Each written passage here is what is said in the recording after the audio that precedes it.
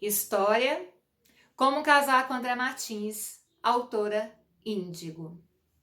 Um gato nunca pensaria em ficar às garras no rosto de uma pessoa e ficar pendurado ali, uma pata em cada bochecha.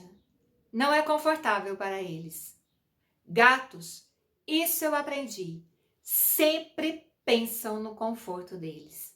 Assim, quando eu saí gritando pela casa com um gato gordo cravado nas minhas bochechas, antes mesmo de me acudir, mamãe me deu uma bronca. Em 5 anos, o gato nunca tinha se enfincado em ninguém. Metódico como era, seria inconcebível pensar que ele foi tomado por um desejo repentino.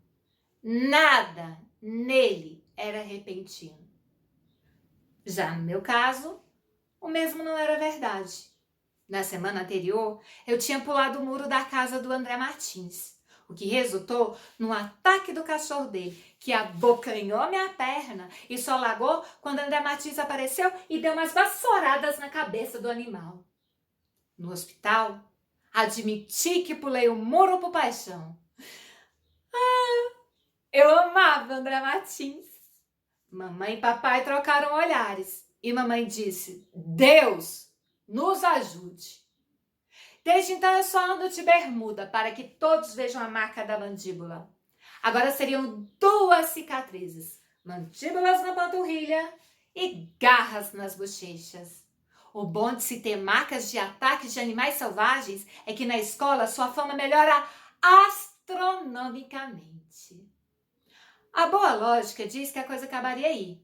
No entanto, há um detalhe que eu ainda não contei. Nessa época, eu tinha 13 anos de idade e cada dia que passava, eu me tornava mais estrambelhada.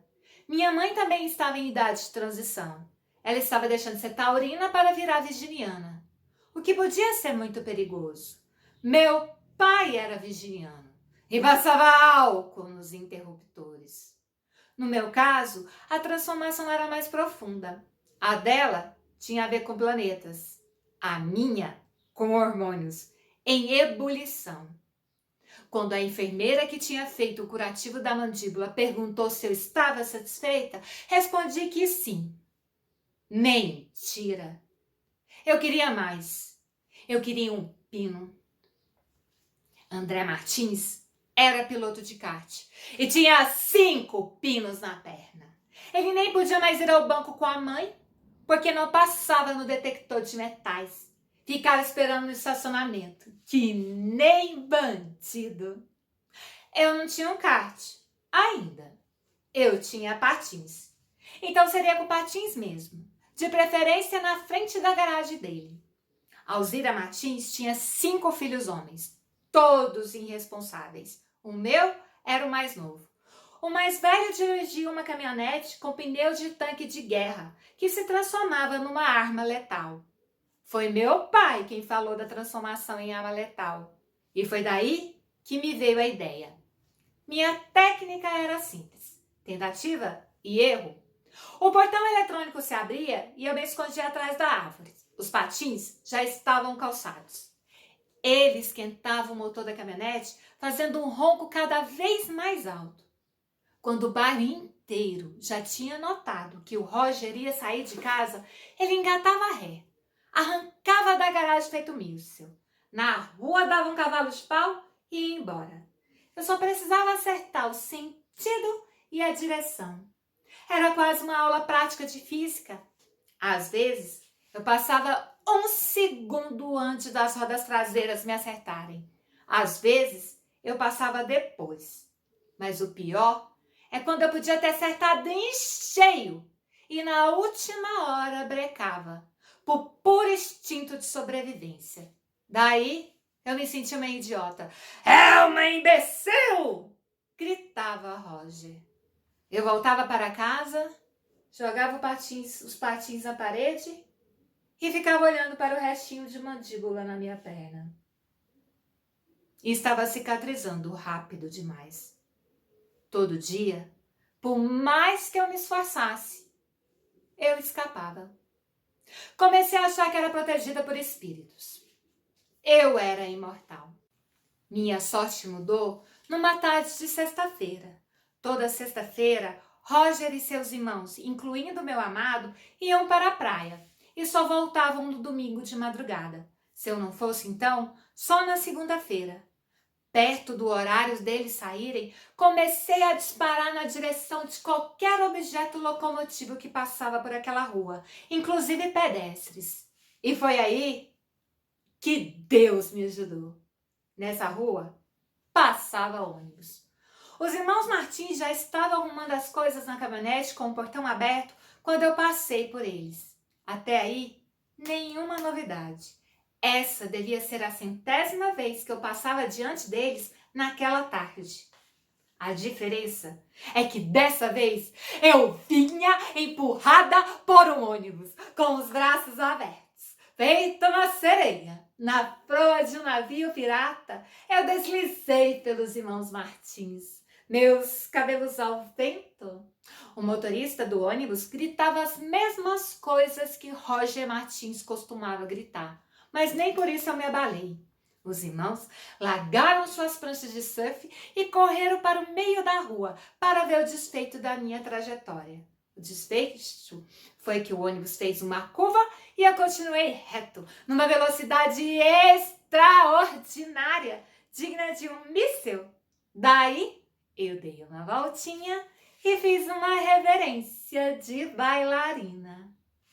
Parados no meio da rua, os 5 irmãos ficaram boquiabertos. Então, aconteceu uma cena de filme. Eles aplaudiram. Roger assobiou. Fiu, fiu. Repeti a reverência, dessa vez com um giro. A boa lógica diz que a coisa acabaria aí. Eles iriam para a praia, eu iria para casa, final feliz. Mas eu queria mais. Eu queria um pino. Inspirada pela carona mortal, resolvi aumentar a dose. Pegaria carona na caminhonete dos Martins. Perfeito!